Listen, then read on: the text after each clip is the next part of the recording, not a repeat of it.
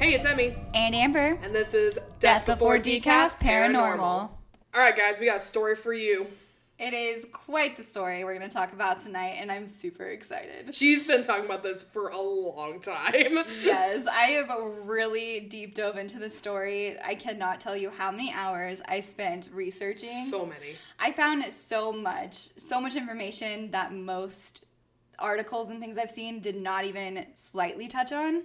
Oh, wow, look at you. So, I'm excited, guys. We're going to talk about Carol Ann Smith and the real Hex House of Tulsa. The real Hex House. So, it's got a little bit of everything. We've got hypnotism. Ooh. We've got strange midnight burials. Spicy. We've got possible cult stuff. Ooh.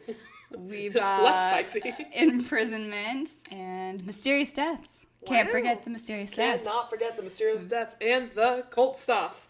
But before we jump into this super exciting case, let's talk about the coffee we're drinking today. Oh yeah, I'm super excited about this coffee too. It's just a good, exciting day. It is. So we are drinking a coffee roaster called Cirque, which I'm pretty sure they are local in Tulsa, correct? Yeah, they're local. They're downtown, I believe, and we try to shop local on our beans, or at least small business beans as much as we can. Mm-hmm. Yeah, like everything we drink on our podcast is all local or semi-local. Yes, like Arkansas, like or Texas. I haven't had one go to Texas, but the point is, it's like the point is that we try to keep it small business. You will never hear us drinking anything to do with Boop Bucks. I'm blipping it because I don't want to be sponsored. Yeah, don't sue us or anything either.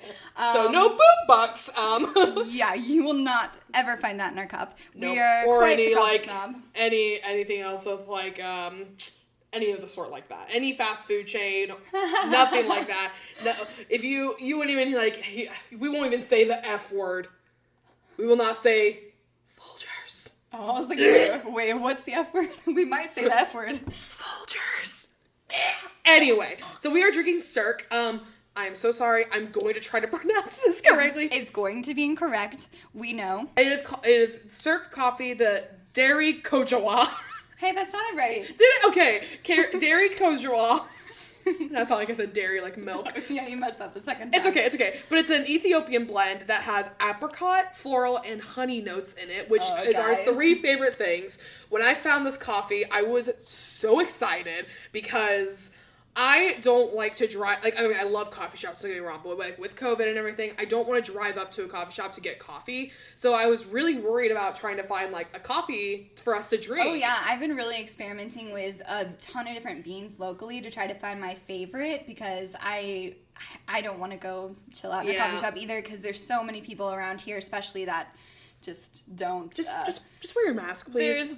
Please wear your mask. Anyway, we're not going to talk about that. We digress. You are coming here to escape that life. We get it. We won't talk about it. But this coffee, oh my God, it is so good. It is rich. We did a pour over. I prefer French press or like coffee press style, but I wanted to try something a little different. But man, when we were pouring it, you probably saw in our Instagram story, there was a beautiful film on top of like a gram style. Gosh. And it smells so heavenly in the house right now. We're just, we're so happy. Well, you can smell the apricot note just with before drinking it, which I love. And because it's not a flavored coffee. Yes, it's so good. and we just, because of the honey notes, we went ahead and added just a tiny bit of honey in our coffee to kind of complement and get more notes out of it. When we first tried the coffee, it had that really strong apricot taste to it. Yeah, it was very apricot heavy, which I liked. Yeah, it was good. And like you could definitely also taste the floral notes to it. The honey was a little light, so when we added more honey to it, it like complemented all the flavors together. Yeah, it enhanced it a lot, and it definitely you get that aftertaste of the floral note. Like if you hold it in your mouth for a minute, it like melts into the floral note. I just keep taking sips. It's just so good. It is really good. Great high quality coffee. We definitely recommend it. I believe they also sell their beans online. They do. Yes. Yeah. So if you're interested in trying, I don't know if they have this blend on there, but I'm sure if their other blends are anywhere, just as good probably. Yeah, if their roasts are anywhere near this, you're gonna. So yeah, check out Cirque.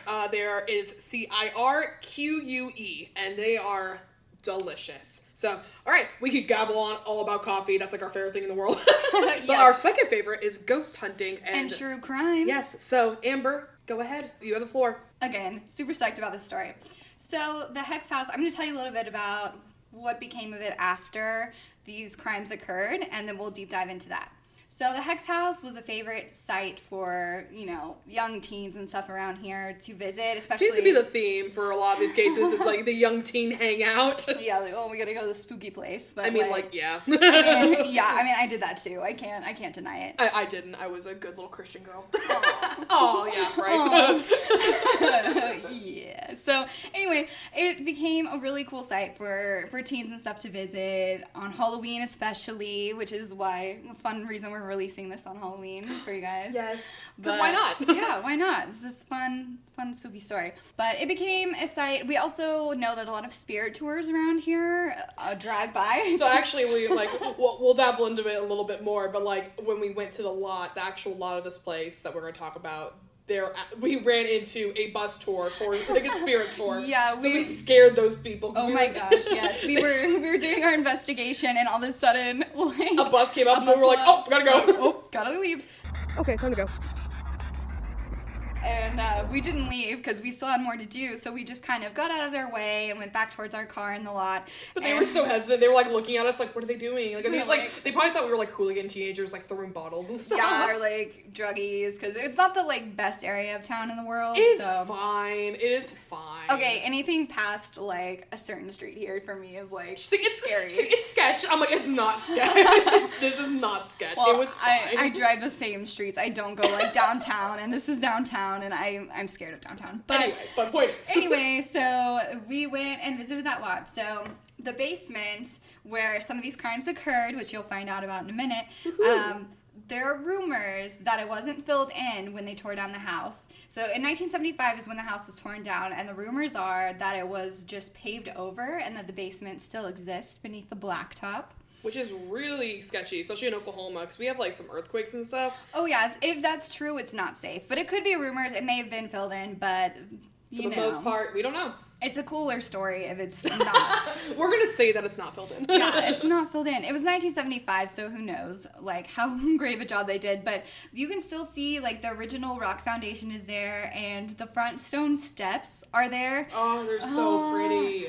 I love it. It's also significant in the story, which you'll hear in a minute, too. So being there and walking up and down those steps was surreal. It was so cool. Like, it was awesome. We went, like, during the evening, so we had enough daylight to, like, take pictures, and, like, we'll show you guys, like, later. It was so beautiful, but just overall, it was just cool to, like, be that part of, like, history and everything. Oh, yeah. I mean, having the foundation there and the steps there, it was just so cool after reading all of this and being like, this is where all this happened. Amber was like shaking. She was so excited. She was like, look at the steps. I'm like, that's all I'm looking at. Well, I love my true crime. I'm obsessed with true crime. And this is like all of this happened that I'm going to tell you about. This is real. Okay, yeah, I know. I keep interrupting you. I'm sorry. Keep going. Oh, no, you're cool. It's like, it's documented evidence. This stuff happened.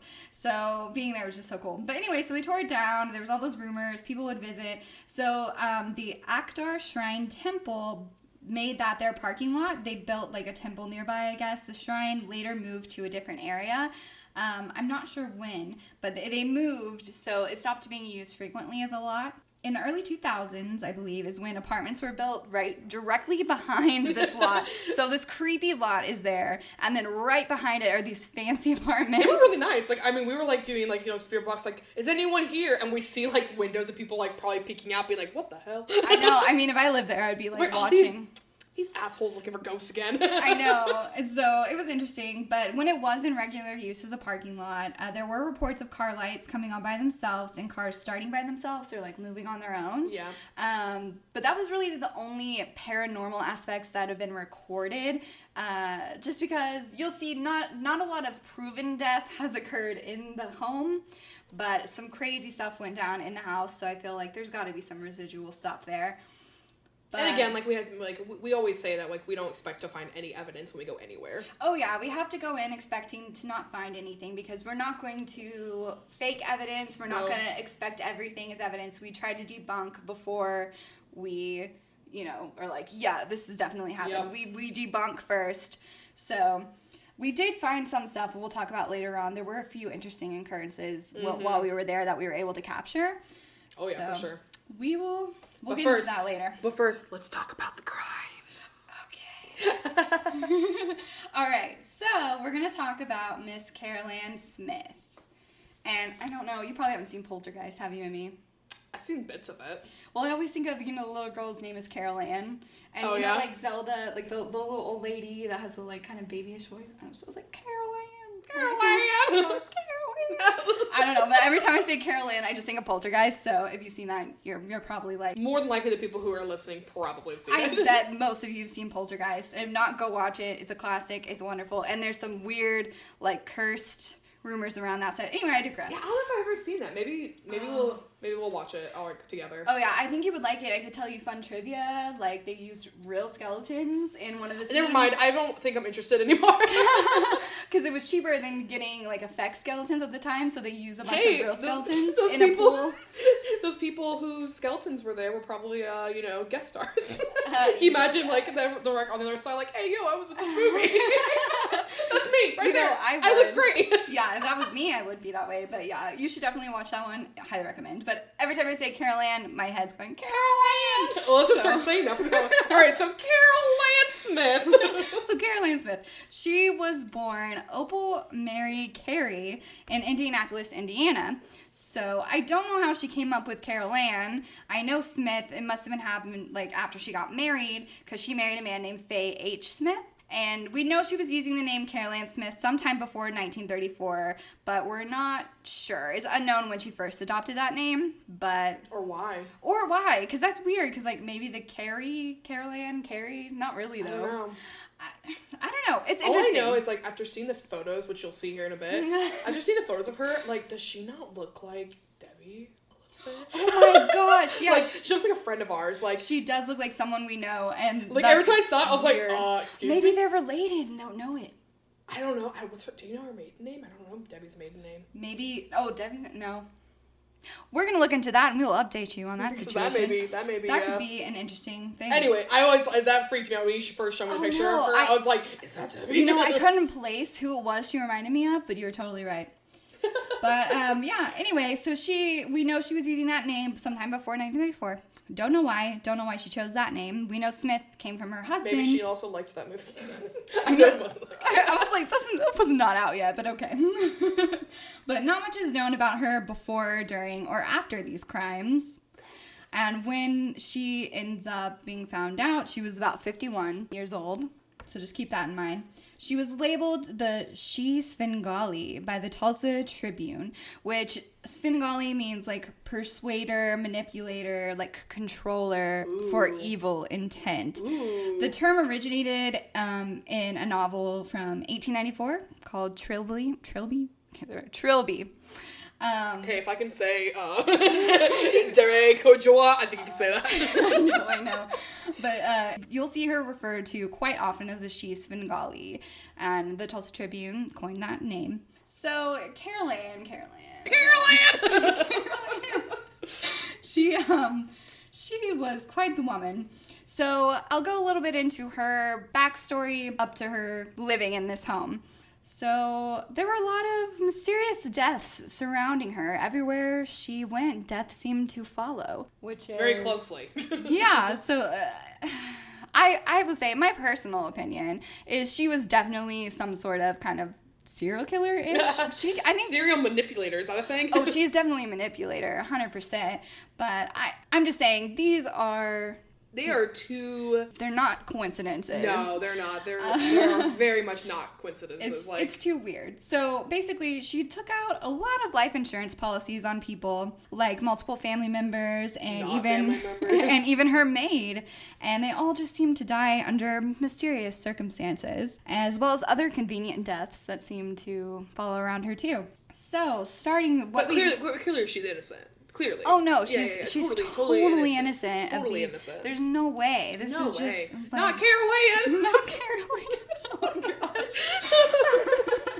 So I'm gonna talk to you about her dear husband. Carol Ann, please don't haunt us. Like I know we're making fun of you, but like please don't haunt us. Oh yeah, no. God, please. Okay, so her husband's name was Fay H. Smith. He ended up dying by suicide due to a shotgun wound to the head in 1934. He had recently lost his job, but none of his friends or former coworkers thought he was suicidal at all. But it said that Carol Ann and Faye had reportedly discussed in depth his suicide as an option to end their financial woes. As you'll see, Carol Ann was a bougie woman. You can see these pictures that we post. She's a classy lady. She is bougie. So she liked her money, and she was probably very upset by him not having a job. Probably. She probably didn't stop spending money, honestly. For real. I'm sure she was probably more cause of their financial woes because she didn't want to stop spending. But what I was able to find was that he shot himself, air quotes. Shot himself along Riverside Drive in Tulsa. I've always gotten weird vibes from there. For me, I think a lot of the weird vibes is their bodies found in that river, in that area near Riverside all the time. Ooh, sounds like we need to do a podcast about there. We might need to. It's interesting. I definitely feel kind of eerie over there. It's a dumping ground for sure, which is odd because it's like more populated in that area. I don't know why people would choose. There's a ton of like big restaurants and stuff there. Maybe they're dumping them somewhere else in the river and then they're washing up to Riverside. Yeah. Our river is really, really murky, so it would be a super well dumping spot. Oh, definitely. So it But that you should do that. Yeah. We're not encouraging that. Please don't come at us. Don't dump your bodies there. Don't be like, Amber and Emmy, they told me to dump a body here, so. So anyway, this occurred. Like, I'm not sure, did he really kill himself? And if he did, like, was he under some sort of hypnotic influence? Or was he just under so much pressure from his wife that he couldn't take it? Or he felt ashamed that he lost his job? I don't know. Or did she murder him? We don't know. There wasn't a lot of evidence. We don't know. We weren't born yet. But there just wasn't evidence to say otherwise that it was not a suicide. It was the 70s, so. No, it was 34, girl. Oh my god. It was so even worse than in the 30s. It was like, the early 30s. The early 30s. They're like, oh, it looks like he shot himself. Cool, case closed. Yeah, there wasn't a lot of like forensic evidence to be able to get anything. I'm sure if there were, they would be like, oh, nope, Carolyn did it. Yeah. Put her in jail. Put that bougie ass in jail. Yeah, so basically this policy was real good for Carol Ann. It was her biggest payout of all of her policies that she ended up acquiring. Because the girl liked money. Oh yeah, so she got $31,000. And then back then? Yeah, back in the early 30s, that was a lot of money. A lot. I don't know how much, but a lot. It is about $600,000, I believe. $600,000 now would be. So that's like over $500,000. Yeah, basically, yeah. So that was definitely her biggest policy that she got. But she was living in this duplex with her husband, and the landlord was not a fan of hers. Wonder why. She was such a great lady. Yeah, but like bougie, just like she's just fancy. Like she just likes her things. So the landlord raised the rent in hopes of getting her to get out of there. And it worked. He probably only tolerated her because he liked the husband. And then when he left, he was like, oh, get out of here. Or they were probably like, oh, no, you did it. Like, I mean, it was the 30s, too, so I feel like it would be frowned upon. Like, I feel like, weren't widows, like, kind of frowned upon back in the day? Yeah, I think so. Or, like, ladies were looked as inferior, so they probably didn't want just a single lady living there. I don't know. Especially one like Carolyn. Yeah, I'm not sure. But it worked, and she moved out into the now infamous duplex that is gone now, but the infamous one's gone, but the Hex House, which later became known as, she moved into that house. So she lived in the duplex for around 3 years before meeting two significant people that we'll find out about in a second. But so the investigator working Faye's suicide case died. What? Huh. Wait, so... But surely not. No, what a coincidence. That is odd, huh? He died. I didn't find out how. I wasn't able to find that, but I did find out that the investigator died mid-investigation, and I'm assuming they closed the case. So that is... Again, it was the not 70s, 30s. Yes. Well, Carol Ann's sister also passed around the same time. What? Yeah, the records of the death no longer exist, though. Well, I mean, that makes sense, because, like, I've heard that when we transition slowly to, like, better ways of, like, forensic science and stuff, we lost a lot of cases, like, old, like, really bad cold cases, because there's no way to find evidence. So I'm sure that they just got, like, you know. I mean, that makes sense. Or even, like, the fact that everything was, like, literally written down paper. And so, like, they probably were like, oh, well, I guess spilled my coffee on it. Case closed. Yeah, it's odd, though. I mean, it's just odd timing. Odd, but I wasn't able to find if she, like, received a policy from her sister or anything like that, but I know that she did pass. Maybe her father did, because while she was like living in the new duplex that she moved into, she decided she wanted her father to move in with her, and he resided in St. Louis at the time, and she insisted that the house was just too big for her all alone, and so he agreed, and her sister just died too, so he might have been sad and lonely. So she made several trips to help him pack and get his affairs in order. Yeah, don't worry about it, Dad. Don't worry about it. I just need you to sign this paper. It's, just, you know. One of these affairs included taking out a nice life insurance policy on him, naming her as a beneficiary. Which, I mean, okay, it is his daughter, so, like. Yeah, well, he never made it to Tulsa. He died. Oh, well. No record. I couldn't find any record as to how he died, but she was like, come live with me. Oh, Dad, I'm just going to help get your affairs in order. Here, sign this. Oh, oops, you died. Now I have more money. So this girl's rolling in dough now. Like, if unless she spent all that money, like, that's a lot. Oh, yeah, that's got to be a lot. So she was planning the funerals for her father and sister, I believe, around the same time. And the officiant who was organizing them also died. What? Don't know why that would benefit her. Maybe he did find some evidence that, like, oh, like, maybe these weren't, suicides or accidents. I'm not sure. But weirdly... natural causes, we don't know. But the point is that, again, like we had said in the beginning, death followed her.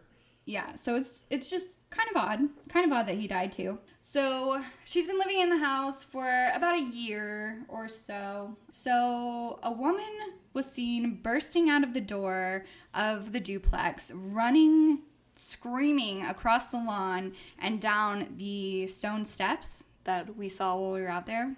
And she walked blindly into the street where she was struck by a car. And you'll see in some of our photos and videos why that was probably so easy to happen, is because you literally walk down the stone steps, there's a tiny, tiny sliver of sidewalk, and then it's like streets, and it was busy. It's a very busy road. A lot of our EVPs were like busied with all the cars and motorcycles that came by. It was hard to decipher. We had to debunk a lot of things because it could have been a car. But there's two different versions of the story, okay? One says that she burst out screaming, running frantically into the street and got hit by a car. Another says she walked out like she was in a daze and just walked into the street and died. So she got hit and she was rushed to the hospital, but she succumbed to her injuries days later, unfortunately. Carolyn told investigators that the woman's name was Beulah Walker, a nurse that worked in her home. This is what she was telling investigators. So multiple attempts were made to reach Beulah's family members to no avail. And Carolyn said, oh, don't worry, like, I'll handle it. Don't worry, I got it. After all, Beulah had a large insurance policy, and Carolyn was the beneficiary. Oh, wow. So when in the insurance office, she claimed now that Beulah was her beloved and wealthy aunt to create a higher payout. And the insurance company was like, sounds a little suspicious. So they investigated and found out that Beulah was a lowly servant that Smith had treated like a dog and paid next to nothing. So that insurance company actually canceled the policy. Thankfully. So thankfully, someone really dug into it and was like, this is sketchy. No, I'm not paying you anything.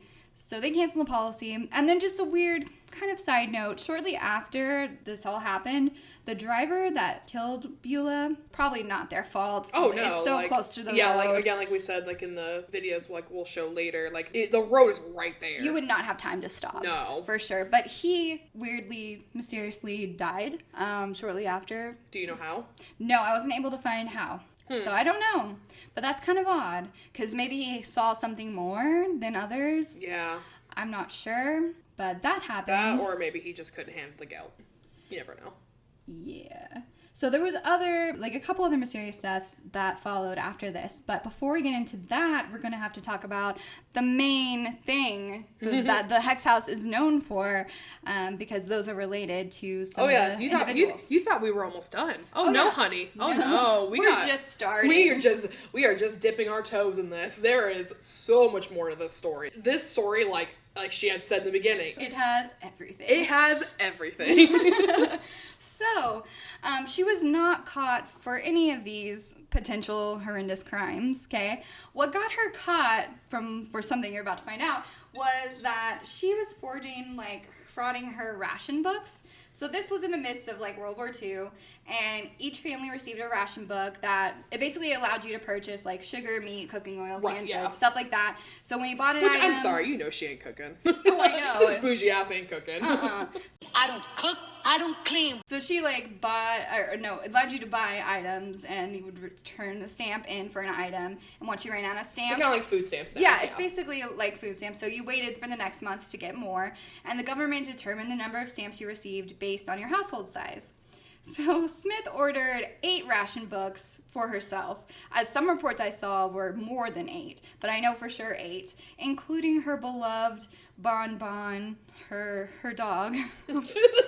I mean, okay, listen. I have a dog named Milo. Amber has a dog named Eleanor. We love them. They're our children, but I'm not going to put them down for food stamps. Well, apparently she put Bon down as her 11-year-old nephew, Bobby. And then 6 of these books were supposedly for her children, I think. That's what I found. And she also took out books issued to her dead husband, her father, and poor Beulah. Poor Beulah, man. She did not deserve this. As well as 2 other women that were in the household.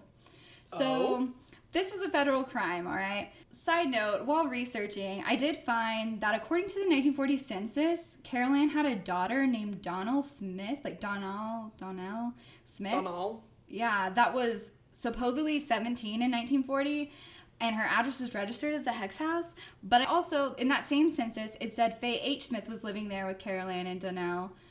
But as far as we know, she did not have any children, and Faye had died before she had moved into this home. So I don't know if it was just a mess up with the year on the census or misinformation, or if she forged that. That sounds like forging to me. Yeah, I'm not sure because it had her age listed incorrectly. And then for the daughter, like we said, Amber had done so much research on this. Yeah. And you did not find anything on the daughter, right? No, and anytime relating to children that I found in here was that I found somewhere that said none of her children had lived past infancy, which is also, I mean, it's a different time. Like, children did not always live very long. We didn't have the technology we do now. But knowing what we know about her... kind of suspicious. So, I don't know, but everywhere I found is Faye was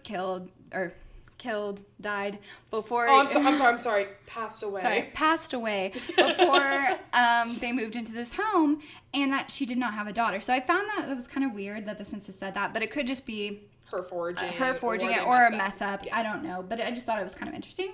Anyway, the ration board was looking at all of these books that she ordered, and they were like, that seems kind of weird. Yeah, because I'm pretty sure they had to be, like, really cautious about that because they only could give so much. Yeah. It was a difficult time, yeah. So they went and, like, questioned neighbors, and, well, Lee Elementary School is a local school around here. Wait. Lee Elementary School? Yeah. Lee. They were, it's nothing crazy. They were distributing the ration books. Okay.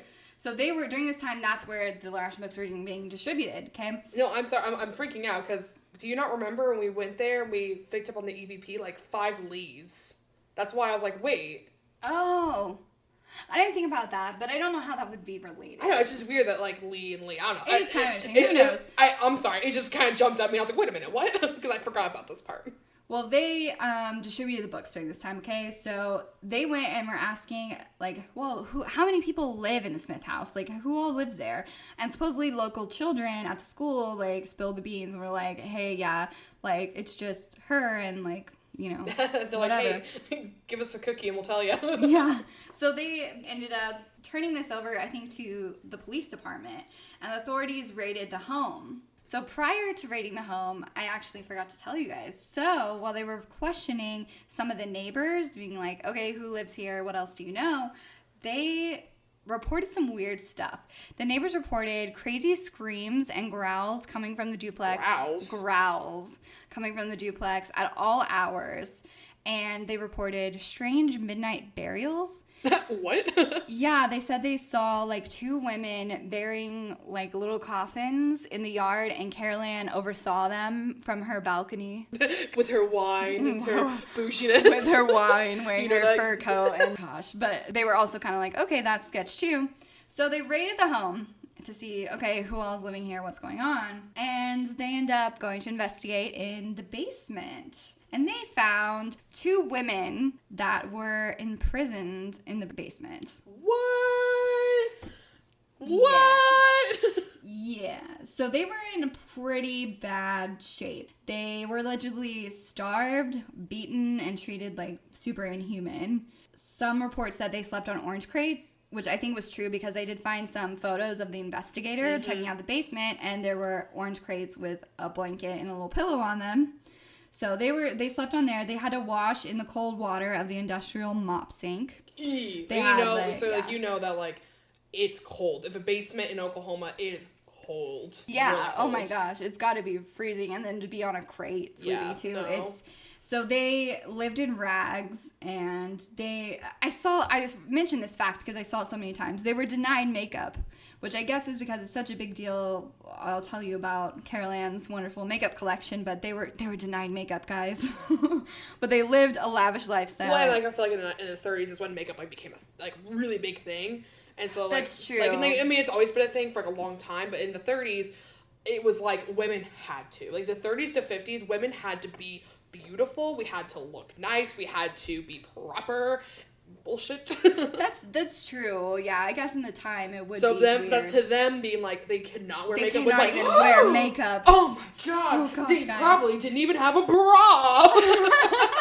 Probably not. You Probably know, not. they lived in rags, so they were treated like crap, and they're being abused and living down in this little basement. And Carol Ann was living lavishly above them. Okay, so when they raided the home, they found the home contained a $250 silverware set, which is a lot for the time, a Packard car, 46 pairs of shoes, but some reports said over 200. But Which, okay, with her bouginess, that would make sense. yeah, I wouldn't be shocked, but so somewhere between 46 and 200. That's a big number. I know. Somewhere between, you know that was a man investigator. I don't know, like 50 shoes? Yeah, exactly. Who needs that many? I have 4. So there's 18 pairs of gloves, 26 hats, and makeup galore. They said it was enough to stock a drugstore. Now we know where all that money went. Yeah.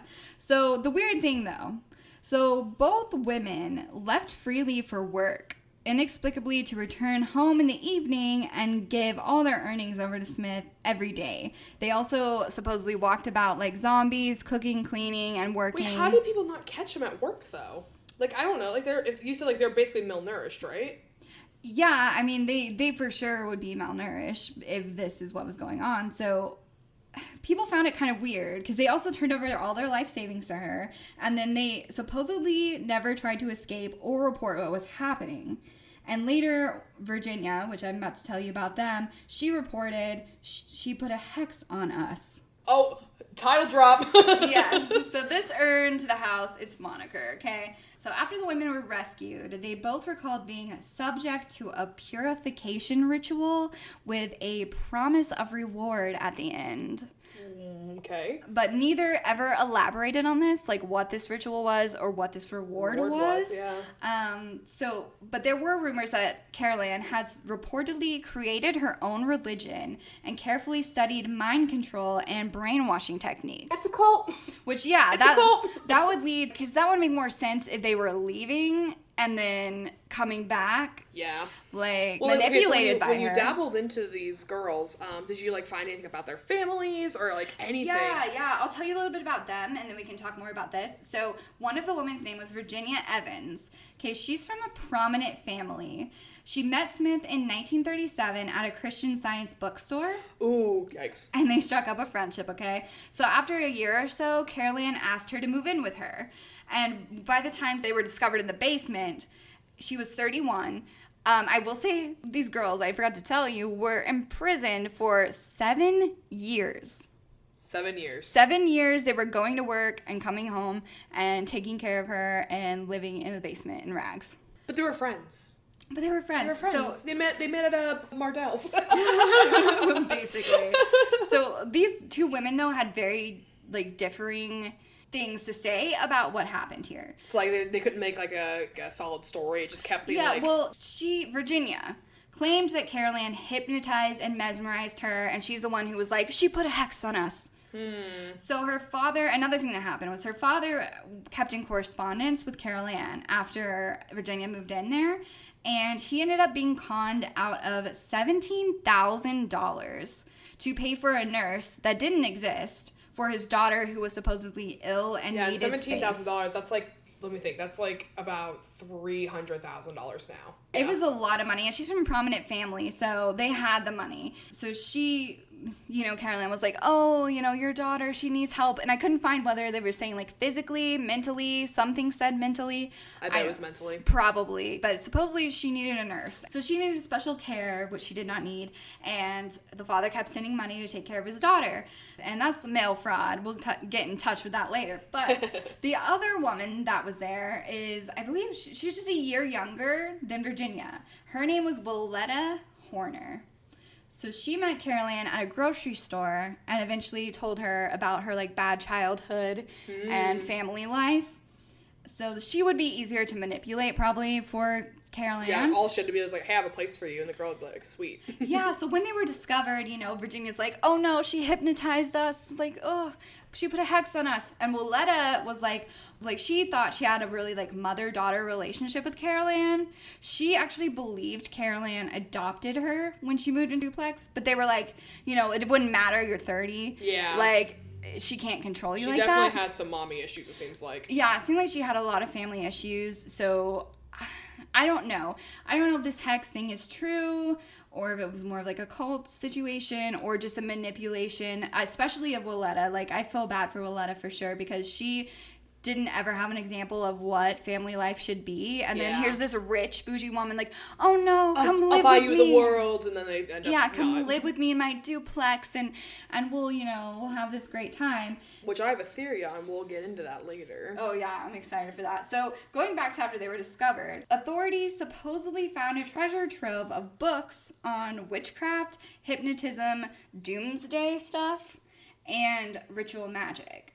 Ooh, so doomsday stuff. Would that be like bunker kind of like yeah. Kimmy Schmidt kind of shit? Okay, yeah, it would be Kimmy Schmidt shit. That would definitely be like a ton of manipulation. Like if she had told them that like the world's gonna be ending and like had used that. Exactly, like sort of a cult angle there by saying like, oh, you have to go through this purification ritual so that when the end of the world comes, you'll survive, or we'll go to like a I don't know if they paradise, heaven or paradise, whatever. So it was interesting, and they did find handcrafted, like, journal entries that were supposedly found that Smith wrote outlining her beliefs in controlling the human mind through witchcraft. So a lot of my stuff on this is, I don't know how much of this is true, because at that time especially, any books could be misconstrued. It's not like a modern day it literally could be religion. Apothecary. Yeah, it could be like an apothecary book, but it could have been books about that, but it doesn't necessarily have to relate to this case. Right. But at that time, especially, it was shocking, like, oh no, she's a witch. Like, oh. Yeah. Which is stupid. Which is stupid. But, so we don't know exactly how much of that really comes into play here or not. We know the controlling the human mind could be something to do with, like, even the cult aspect of it. Back at the time, hypnosis was a really, like... Oh, yeah. Hypnosis itself. It may have been books on hypnotism, and they were like, this is witchcraft, so I don't know. Back in the day, people were fearful of everything. I mean, even late. And not to mention, it was like the beginning of World War II, so like. Yeah, I mean, they were definitely on edge about everything. I mean, I've watched Unsolved Mystery episodes where they, like, found D&D books in this guy's, like, basement, and they were like, he had demonic books. My husband was like, I have those books. Yeah, my husband does too, but but it just goes to show that, like, through the grapevine, you can't really... Yeah, we don't know. It's like a game of telephone, you just don't know. Yeah, so who knows how much that had to do with anything, but these journal entries were found. And but like on top of that, like Virginia did say she put a hex on me, and then they found all these quote-unquote witch books. Right, so exactly. Maybe they're like, it all connects together. She's evil. Like, I mean, she was evil, but you know what I mean. Yeah, like, we're not trying to, like, defend her, because she was a terrible person. We're just saying, and, like, not all, like... Basically what we're saying is, we don't believe in, like, the whole witch thing being bad. Like, that's... Like, yeah, especially with how they're reacting with it. Like, we're like, that's a bunch of bullshit. Yeah, basically. So there were also reports of a shocking discovery made at the house. Tulsa World said, quote, it tends to bear out the sex angle, but no one knows what this discovery was, and the report on this case was stolen from the library at some point, and that was the only report and only record that there was of this. So no one knows what that could be, whether it be, you know, sexual abuse that the women were going through. We don't know. Could have been sexual items. Which goes into my theory. Share your theory. My theory. So when I was listening, because Amber had sent me like a video of her like going over all this, so that way we can like talk about it. And the way that Virginia said that she put a hex on me and like enchanted me, or she used another word that was like entranced me. Yeah. And then the other girl whose name I forgot already. Buletta. No. Willetta. What? Willetta. Wow, okay. So we'll just say Will. So Will kind of like was like saying, well, we had like a mother-daughter relationship, and I didn't have a good childhood, and blah, blah, blah. To me, it sounds kind of like maybe Carolyn was a closeted lesbian. I mean, it definitely could. Because, like, I mean, think about it. Another form of her controlling the women. Because she's controlling their stick, and the big reward. And her husband's dead, so she's like, woohoo, I can do whatever I want now. And then the sexual angle, it's like, you know, there weren't other older men living in the home or anything. So if there was sexual abuse or anything of that sort, it would like, most likely be Carolyn doing that. Back then, like, I mean, as sad as it is, like, even today, like, finding, like, anything that has to do with gayness is like, Shocking like, discovery. And so it's like, back then, that would be shocking to them, and just, like, so, you know, like, that's why she's a witch, and blah, blah, blah. So, like, it's just all tied in together, like, oh, wow, like, if this is the case, it would explain also why the girls didn't want to say anything, because they're fairly much younger than Carolyn. Yeah. They're like 20. Like 51 or something. So they're like 20 years younger, and so they still got a life ahead of them. I could definitely see them not wanting to talk about the fact that they probably were in a intercourse relationship with Carolyn. Kind of ruin their life. Because I just feel like things would get messy, because they would, like, I know a lot of times there was a lot of hate crimes. If someone was gay, they would, like, just kill them right there, and then the police would just turn their head. It was a bad time. Yes, I mean, to be gay. So I mean, there's definitely that possibility. The thing with this case is so interesting is that there's so many possibilities that could be going on. They could have been hypnotized and had a hex put on them. They could have been, you know, in more like a cult or a doomsday cult. Yeah, which I mean, like, with my theory and everything, the thing that doesn't add up is the fact that there was midnight burials and stuff like that. Like, that doesn't really have anything to do with being a lesbian. So. Oh yeah. So the midnight burials, I'll go ahead and tell you guys about that. So shortly after they got the women out and everything, and they dug more into these burials, and they went and dug up the area, and they found multiple coffins containing dogs. But it was kind of odd because, well, one of the coffins was buried deeper, and it was a nicer coffin, and that actually had Bonbon in it. Poor Bonbon. Yeah, and then there was another coffin more haphazardly buried higher up, and it contained at least one dog, if not multiple. I wasn't sure on the exact stuff, but there were multiple dogs found, which was weird. Okay, you said, like, they were captured for 7 years? Yeah, 7 years. See, a dog that dies young would die at 7. And so if there's multiple dogs, that's kind of suspicious. Yeah, so I don't know. It just seems odd for dogs to die in that quick of succession. So I don't know. There could have been some sacrificing going on. I don't know why she'd sacrifice Bonbon. Maybe Bonbon died naturally, probably, and the others died due to sacrifice or something or mysterious. Maybe she had anger issues. Like, we don't know. I'm not sure, but it was definitely interesting, and we'll post those photos or put them in our video because we have some photos of the coffins being, like, dug up, and the two women, Virginia and Willetta, were actually there along with the nephew of Carol Ann and like the investigator. Oh, so she did actually have a nephew. She did. I'm not sure if he, I found conflicting reports. I don't know if he was living in the house or not. It's possible. Okay. But he existed. And he was there. Oh, so she's like, I didn't technically lie with the rations. Yeah, so I'm not sure if he lived there or not. It was kind of iffy. Oh, man, there's a lot of, like, iffiness. The overall, like, the fact that there's just so much shadiness in this story just goes to show how she was definitely not innocent. Oh, definitely not. There's some weird stuff. Also, Willetta's mother came to Tulsa looking for her daughter at one point. Oh, wow. And she wound up dead. Huh, guys. She's dead. She's dead. So, which actually could be why Willetta didn't want to, like, say anything about Carolyn. Maybe she was in it. Because she said she was a very, like, abusive family, right? Yeah, I mean, there was no specifics, but supposedly she had a very bad childhood. Whether it related to, I mean, it could have been her father and not her mother. I don't know. Or maybe, her mom died looking for her, and then she was like, well, I'll get killed if I say anything. I don't know. But her mother died. And we also know that Carol Ann had taken out insurance policies on both Virginia and Willetta about a month before they were found. So they were probably found just in time. Yeah. So investigators dug as much into like Carolyn's past as they could after discovering the women in the basement, but they could not prove any of these mysterious deaths. They could not pin it on her. But especially back then, yeah. Yeah. So they tried. They tried. And Carolyn didn't have a job as far as I see. She lived on the cash. Well, no, why would she? No, I know. She lived on the cash brought in by her slaves and these like insurance policies and the money that she conned out of Virginia's father.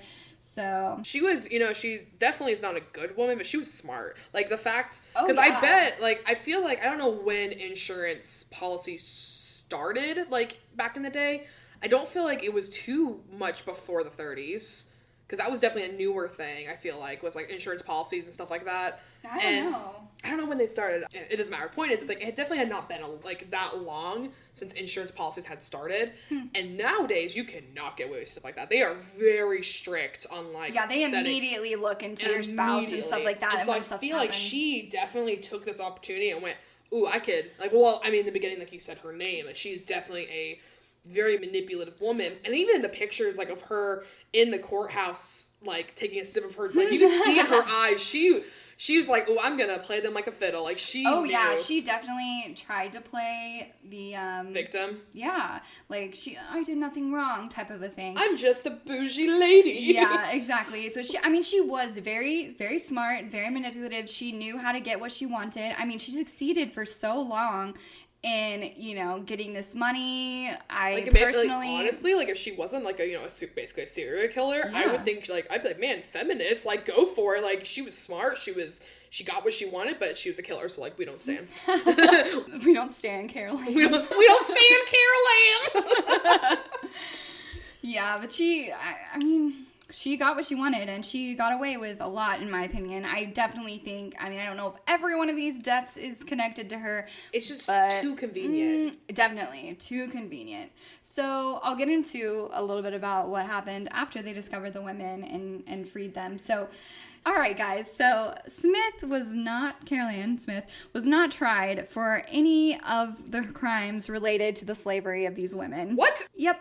Or the possible murders to receive the life insurance policies. I don't know why she was not even tried for this, because they literally went in and found these women, and the women are like, yeah, we were imprisoned. And honestly, she has a lot of money. She probably just bought off. It's quite possible, yeah. I don't know, but she was tried for several other things, okay? So she was found guilty of making Virginia and Willetta perjure themselves in a previous case against a neighbor that she hated. So, yeah. Honestly, we've all had that neighbor. Like, you want to be like, just get out of here. Well, she definitely had a conflict with a neighbor, and I believe it was Willetta that she had claimed to be assaulted by them, and directed both of the women as to what to say in court. And she rehearsed with them, told them what to say in their testimony. Like, they rehearsed for hours, supposedly. And she even typed up a script for them to memorize. And I believe the man, I'm assuming it was a man that they were saying or they were insulted by, did go to prison, I believe. But obviously, I think he was let out after this came to light. But so this trial happened first, right? She was sentenced to 1 year in prison for this crime of forcing them to perjure themselves, okay? So a month after this trial concluded, there was another trial that lasted about 3 days, I believe, to do with her false claims for ration books, as well as her mail fraud for defrauding Evan's father across state lines. So these were both federal charges. Okay. So that's why they were taken more seriously. So she pled guilty to these charges, and they were both federal crimes. So she was 51 when she was convicted and sentenced to probation for these crimes. Just probation? She said to the court, "In my opinion, I'm sane." That is quote. That's it? That's all she got? She got a year for the perjury, and then she got probation. I don't know. She only served a year. So then what happened after? So upon her release, she left Oklahoma and disappeared from the public eye. Probably changed her name again. Most likely. No records were ever found about where she might have gone. And she most likely changed her name. And in my opinion, probably continued her reign of terror to provide for her lifestyle needs, because she's not going to work and she's not going to provide for herself. She's got to find a quick and easy way. Like someone who has that much death. And she got away with all this. She got away with imprisoning these women. She got away with most likely killing or, whatever, hypnotizing people to, kill themselves and stuff like that. Like, she definitely got away with all these crimes, and that would leave you feeling pretty confident, I would think. Yeah, I know. It's like, okay, yeah, I got away with this. I'm curious to know, if only we knew where she fled to, because I'm curious to know if there's been other cases that she did this before, or if she probably just hunkered down, probably, conned out more money, or, she had a lot, so. Oh, yeah, I dug as much as I possibly could, and I was not able to find anything as to where she may have gone, because she definitely probably changed her name, because no one was keeping tabs on her or where she went. They're just like, okay, you're free, bye. And I don't know exactly what became of Virginia or Willetta either, but they were freed. I would probably not want to be anything to do with that lady. So definitely. They probably just went into hiding, probably changed their names too. Maybe. I wasn't able to find anything, but I know they were freed, and there's photos of them outside the house smiling, and they were there, when those coffins were dug up and stuff. They ended up becoming a couple and they left. You don't know. I don't know. I'm just saying. It's possible. So, and a Halloween haunt attraction here is called the Hex House. For anyone who, you all know, everyone who's from Oklahoma, we all know the Hex House. Yeah, everyone's heard of the Hex House haunt attraction. So, it was built in 2008, and they say it's loosely based on Carol Ann's crimes. Very loosely. Yeah, if you go there, you'd be like, this has something to do. Yeah, I think, don't go expecting to, hear anything about this case. No, I don't believe that they're oh, yeah, imprisoned and, hypnotism. But, we honestly, don't know. All those things suck. I hate, nightmare. Well, this one supposedly is really good. So, it's been named one of the most terrifying haunt attractions in the U.S., actually. Oh, really? Yeah, I haven't personally been, because I love my horror. I watch all the horror stuff. I'm immersed in that. But real life, I freak out. Well, yeah, no, and it's no, it's fake, but I don't know. I went to something, it was something like the nightmare, but it wasn't the nightmare. I went to something like that, and the fact that, you have to sign a waiver, oh, yeah, touch you, actors can touch you, and, I didn't even like that. It just does, I don't know, there's something, what's the, unnerving? Not nerving, but just, weird. It's, almost, mentally abusive. You're, abusing yourself. The fact that you signed up for this, you paid money to get this kind of trauma, why would you? Some people really like to be scared like that, and I like to be scared. Yeah, but you watch a movie. I like to be scared watching my horror movies and on the couch with my dog, not having people touching you. Yeah, I don't know. It freaks me out. But they're supposed to be really good, the best one around here. It's not as much my thing. I get too scared. I don't know why. I just do. No, I'm the same way. But yeah, so that's as much as we know, and that's the crazy case, like we said. That's the crazy case of Carol Ann Smith. Was she a Svengali mesmerist using her powers to control her victims? She could have been just a con artist, a cult leader, or simply a serial killer, murdering for her own financial gain and to cover her previous crimes. We unfortunately will never know. We don't know. Yeah, we're never probably ever gonna find out. Nope. Because I think we don't ran know off who she is, and based on timeline, because she was 50 at this time, she's definitely dead. But we don't know what her name is now, so. Yeah, because I wasn't able to. She could have gotten clean, she could have married a new person, and settled down and totally fine. She's I don't know, Carolyn who? I don't know. Mm-hmm. We don't know. We don't know. I don't know exactly how I feel about everything. I know for a fact Like, I think that she murdered a lot of people to get their life insurance policies for sure. And I mean, like, even backing up to, like, Beulah, like, the fact she ran out of the house. Oh, I know. Like, screaming. I feel so bad for Beulah. I'm wondering if, like, she found the basement. Like, maybe, like, Carolyn was like, don't go in the basement, and she did to get, like you said, there was, like, a mop area. Like, to, like, mop water kind of thing. I think it was before the girls were there. But Carolyn had to, like, get it set up at least, like, cages. Maybe. I don't know, but she was being abused. Yeah. She was being abused, so maybe, like, she hurt her and she screamed out, like, ran running. I don't know. I'm just so interested by this case because we just don't know what was going on. No. Like, was she leading a little mini cult? Was she really, imprisoning these people? Were they, like, just brainwashed by her, being held captive? That's why they went and to work and came back? Or they in a weird poly relationship? We don't know. Yeah, like, why didn't they try to escape? Or did they, like, tell someone and no one believed them? We don't know. And it's just the relationship between the two women in Caroline are so different. One's different. Like, oh yes, she put a hex on us, and the other one's just like, no, she was like my mother. So I don't know. I like that these things are provable. Like, we know this occurred. We've got photos of the crowd gathering after it was discovered, and we know that these women were being abused and starved and sleeping in rags for 7 years. And yet still devoted to her. Like, that's what gets me. It's like, obviously there was some manipulation, something like shame that the girls had that Carolyn could, like, hold over their head. Because, like, the fact that she let them go to work and she knew they'd come back. Like, there's some Stockholm syndrome there. There's something. It's just, it's too weird. If anyone gets held captive and treated like shit, and then they're like, all right, go to work and come back. Like, I don't know about you, but I'd be like, hell no, I'm not coming back. I'm going to go find help. Right, but like, it could have, like you said, just been Stockholm Syndrome. Or they were devoted to her because they were seeing her, because like it said, that leader, she created her own religion, which to me sounds like her own cult. Mm-hmm. And then, maybe they're like, we have to do this because we'll get this reward because this purification ritual, don't know, maybe that was the sexual aspect of it, and then they would get their reward at the end. Like, who? We don't know. I don't know. I'm just so intrigued and fascinated by this case, and when I started looking into it, almost every article I found was just like, oh yeah, they discovered these women that were in prison for 7 years, and they said that the hex was put on them, and she was just this hypnotist, and that's all they would say.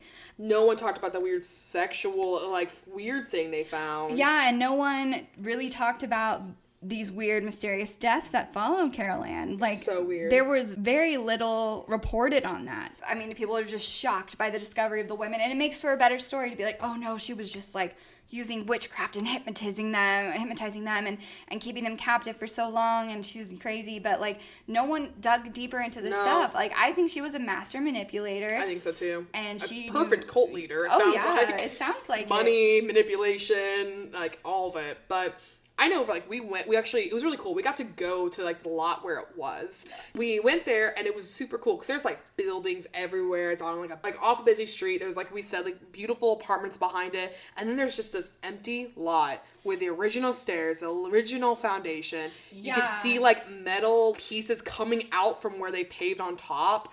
Like, and you couldn't, like, you could touch it, and, like, you couldn't move it, because it was, like, part of the structure.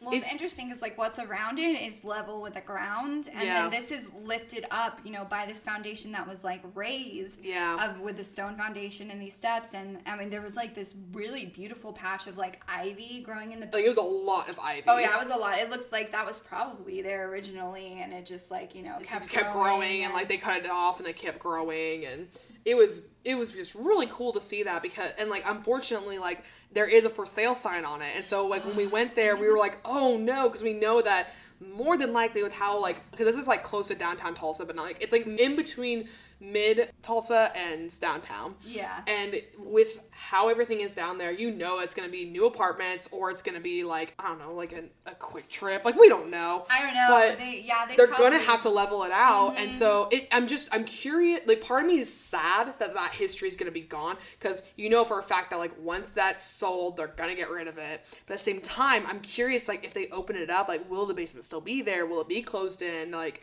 There's just so much. I hope that we do find that out if they do decide to level it. Because I don't know, I like you said, I can't see them keeping it raised like that with the old rockiness. It's too close to the, even the stairs. Like, I had recorded Amber going down the steps because I was like, oh, wouldn't that be cool, like, actually going down the steps. And that last step was a drop. Like, it was not, Amber was, like, very gradually going down a step. And on the last step, she kind of had to do a little hop because it was, like, a lot taller. So I definitely don't feel like it is gonna be safe for anything, like, especially if it's a business. Like, there's like hazards. Hazards. It's a hazardous. I feel like the ground on the lot too is kind of unevenly paved. Well, yeah. If it's a freaking basement under there. But like, so yeah, the point is that it was really sad that, like, after hearing from Amber about all this and then like going there and seeing it, we just were like awestruck at how beautiful, like, even though, like, it's still so beautiful, like, the way the stairs are made and everything, just everything back then was so well made. The fact that it's still standing there is just beautiful. Like, even, like, old, like, fuse boxes were still there. Yeah. They had rusted over completely, but it was the old fuse boxes. I mean, I was just in awe being there. Also, for the fact that it's for sale, I'm like, well, this is probably our last opportunity. First and last time. Yeah, well, I actually went to the Hex House lot when I was, like, 16 or something, but I didn't dig into the story a whole lot. I just heard, the hypnotism, like, there was imprisonment. Like we had said, like, the bus was there, like, it's a haunted, like, that's attraction. all I had heard, and I went out there once when I was, like, 16. Meanwhile, I was at home, not. But that, I mean, it was so long ago, I hardly remembered, but being there, it was just, like, it was, like, exciting, and it was so exciting and sad, like, that it's gonna be probably gone. Yeah, like, we would like to do an investigation, but, like, I doubt we will be able to, like, not unless we go again. We'll definitely soon. Like, if it does get sold and they do cut it open, we will be on the lookout to, like, get all the information. Yeah, to see if they find anything when they do tear down the upper area. I don't know, but it was surreal. After researching all this, it was just a very surreal experience to be there and be like, this is where it happened. And now, I will say this, like, we mentioned before that, like, when we go investigations, we always go and expect not to find actually any evidence. And we say that because we're not quote unquote I don't believe in this, but, like, there's no professional ghost hunters. We're new. We don't, we're still learning how to use all of our stuff. So we definitely went in not expecting to catch anything. Well, especially because the fact that the only supernatural experiences I had heard about and was able to find was in regards to the cars, lights turning on and off, etc. So I was like, I haven't heard of anything else. And because Willetta and Virginia didn't die there. Just Beulah did, right? From what I found, just Beulah died. And she technically was struck there and then died later at the hospital. But still, there was so much that happened there that, like, we had said, like, definitely some kind of, like, residual, like, energy, like something. But I will say, like, what my point is, like, what I will say is that they said that witchcraft was involved and that, like, it's like maybe rituals with all the, like, animals and stuff. Like, when we went up there, I did not feel any negative or demonic energy or anything. Yeah. Amber and I are very, like, in tune spiritually, and so, like, a lot of, like, what we base our stuff on is feeling. And so when we walked up there, the only thing that I felt was just, like, historic, like, there wasn't I didn't feel like for me unsafe. It was just like awe, like, yeah, I think maybe we were distracted with the fact that it was just, like, a beautiful, like, area, and, like, everything we had heard was, like, coming together in this spot. But I definitely did not feel like, like, the hairs raised in the back of my neck or anything. No. And then, like, we did do sessions, though. Like, we got Boo Buddy, our little, what did I say it was called? EMF. EMF, thank you. In the video, I said EVP, and I was like, that's not right. Amber's like, that's not right. I'm like, that's not right. It's a little stuffed bear that has a light sensor in him, and so he detects when being touched. Electromagnetic fields, yeah. So he'll know when a ghost is near, because, like, he'll start blinking if, like, a ghost is close, and then he'll blink faster if they get closer, and then if they touch him, a different part of him blinks. So we brought him, and we brought, like, all of our gear, and we tried everything. We did get interrupted by the bus, like we had said. That was something. We were in the middle of our investigation, and all of a sudden the bus just drove up, and we're like, we gotta go. And then I realized it was a spirit tour bus, and I was like, oh, okay. I tried waving to them, and, like... Because, like, apparently I like to, like, talk to people, unlike Amber. So I was waving to him because I didn't want him to be scared because, like, you know, like, we're a bunch of, like, looks like kids that are just, like, you know, throwing bottles or, like, goofing off, selling drugs. Like, they don't know. So I tried to be friendly, but they didn't want anything to do with us. Yeah. So we just, like, let them kind of do their thing, and then when they left, we continued our investigation. So, like we had said, though, we did not really expect anything. The fact we had some form of quote-unquote evidence was pretty remarkable, because I really thought it was just going to be nothing, which is okay, because I just wanted to go and see the place. I didn't care to find anything. That's exactly how I felt about it. I honestly did not think we were going to find anything, because there were hardly any sort of reports. No one necessarily died that we know of. So it was iffy, and I didn't expect to find anything. We did bring our car up onto the parking lot, and we left the lights on, and you know, paid attention to that, but nothing happened. And we even dragged our husbands with us, so they stayed in the car. So, like, they were, like, watching to make sure. And we asked a couple times. They're like, no, nothing changed. Like, everything was the same. So, definitely no car flashing. So, like, I kind of feel like people are like, oh, that happens. I'm like, you know, that could be car battery. Like, you don't know. I think it was probably just rumors. People knew about the lot, and it was being used frequently, you know, for parking. Yeah. And they were like, oh, yeah, this creepy thing. Yeah, like, I definitely don't believe in that. I think it was just rumor. But, with that said, we did catch quite a bit of stuff on EVP, and, like, I'll, like, even just, like, gradually, like, we haven't, like, dug super deep in there, but, like, I'll make a post of, like, what the few things we did find, but we did get, like, a clear EVP of, like, on our ghost box of a man saying go. And, like, what normally I try to find things that are, like, 2-syllable, because with a ghost box, it scans between radio, like, frequencies. So you want to try and find something that has more than one syllable, because if you catch that, it more than likely is a ghost, because you can't pick up more than 2 syllables in that quick of a frequency.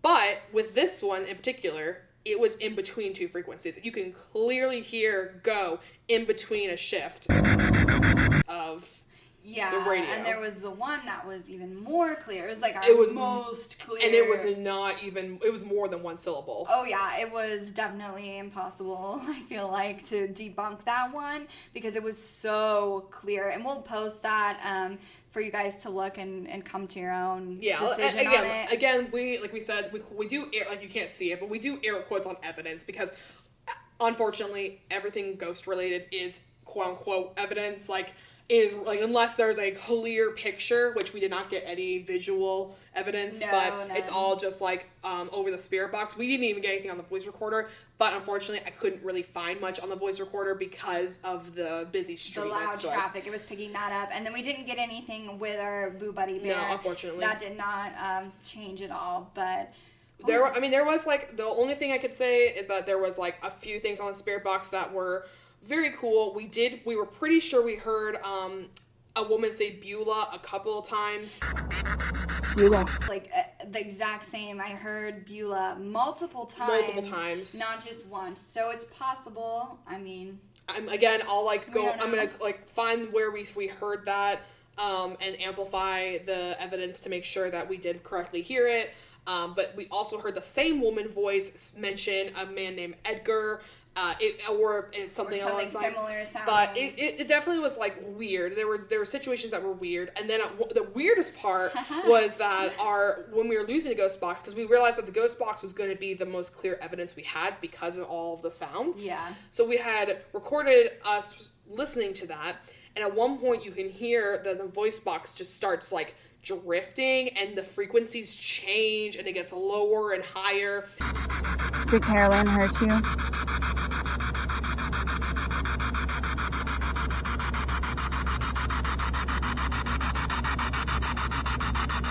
And slows down, and we hadn't adjusted it at all. That was odd, because we have not encountered that in any other sort of investigation, or just playing around with it ourselves. We've never encountered. And the batteries were fully charged. I had charged everything before, and it just was acting weird. And then I checked again, and the batteries were totally fine. So it was odd, but the one thing that really stood out to me that we caught was the very clear voice saying, "It's coming."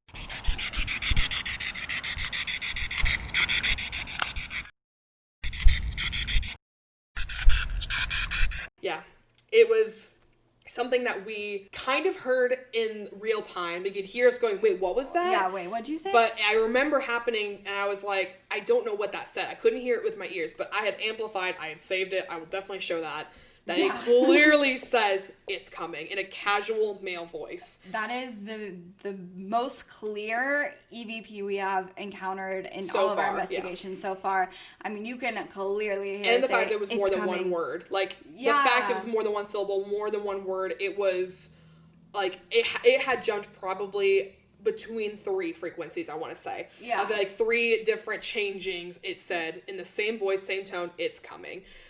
Which I found weird that it was right before the bus came, so, like, you could take it or leave it. Yeah, Like, that was odd. So are they talking about the bus? Are they talking about Carol Ann or something else? we don't know. We don't know. And there's a couple of other EVPs that we found that were, like, kind of similar. We did debunk a lot of them because some of them you could clearly hear a voice, but we couldn't find a word or what it meant. So we were not going to include those just because we don't, you can sit and find things so much, like, so easily. Oh yeah, if you try hard and you're like, oh no, this sounds kind of like this. It sounds But kind then of like this. then we're no different from, like, like Ghost Adventures where they're like, oh, it's like, oh my god, I said kill yourself. Like, Yeah, we don't want to be like that. Like, Definitely. we want to. So we're only going to post the ones that seem like the most clear evidence that we can get. Because there were a few times out of the lot that I thought I heard, like, escape said. And then there was one that said, like, Stuck, Yeah, yeah. it said stuck. And it was the same woman's voice that we're pretty sure said, Beulah. Yeah.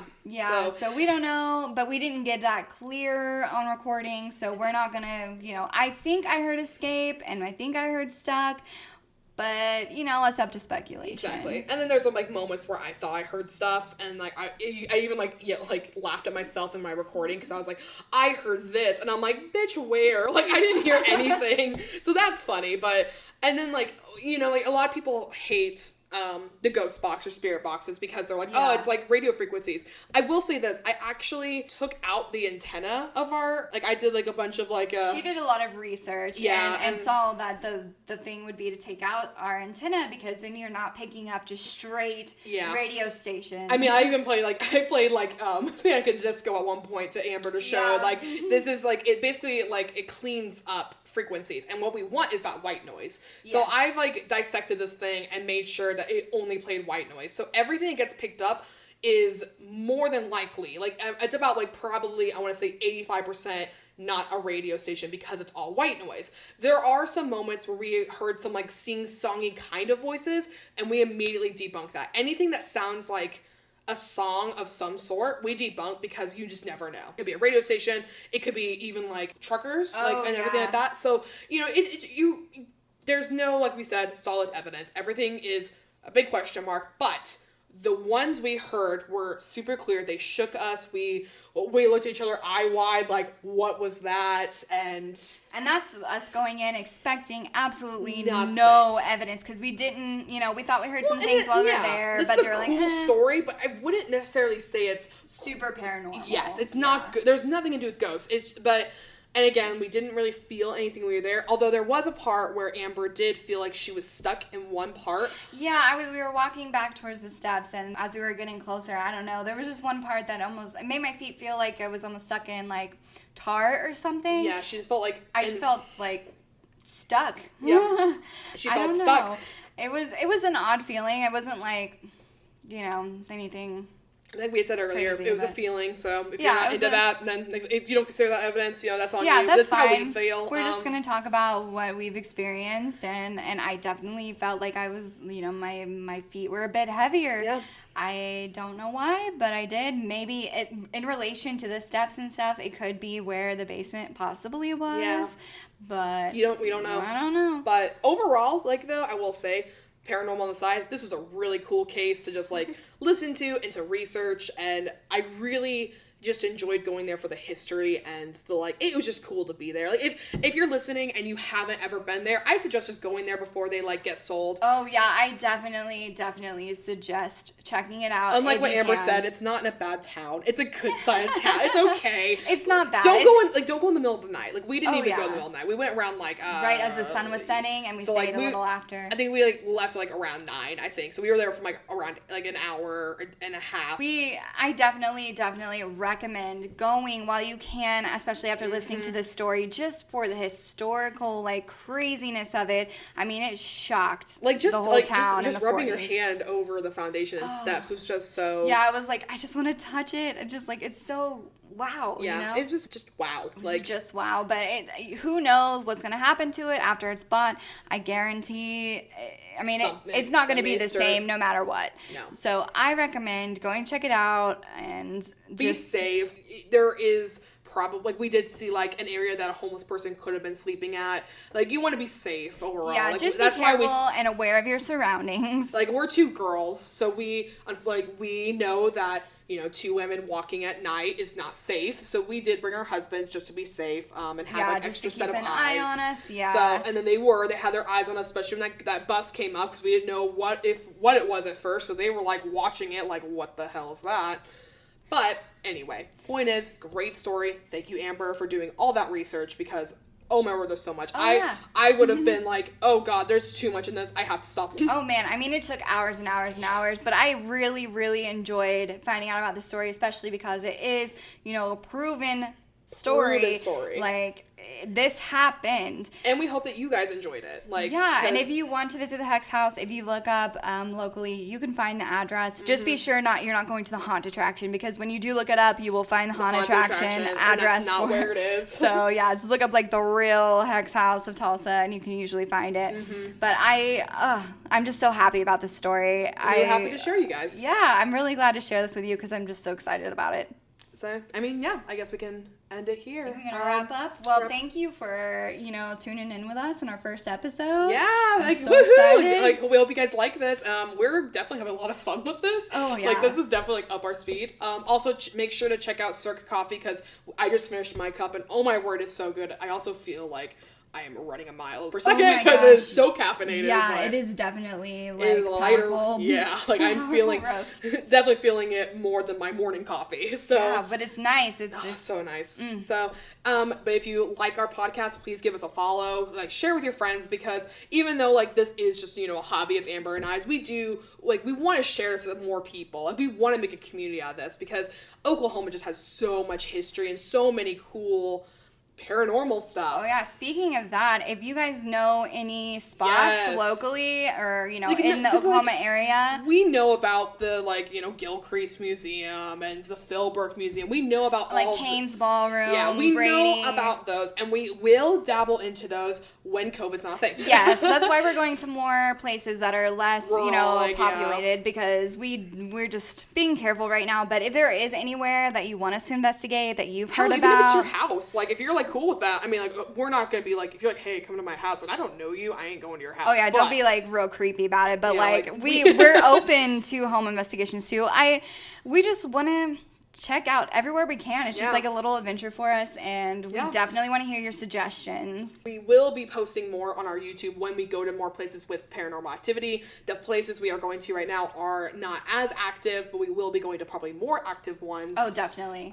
But yeah, so with that said, we will let you guys go to be about your day. If you want to follow us on our Instagram and Twitter at Death Before Decaf Paranormal, we do all of our updates on that, and we will share, you know, just like little fun tidbits here and there. Yeah, we've got some fun places lined up for you guys, and we hope that you'll stay tuned with us and stay spooky and caffeinated. Bye, guys. Bye.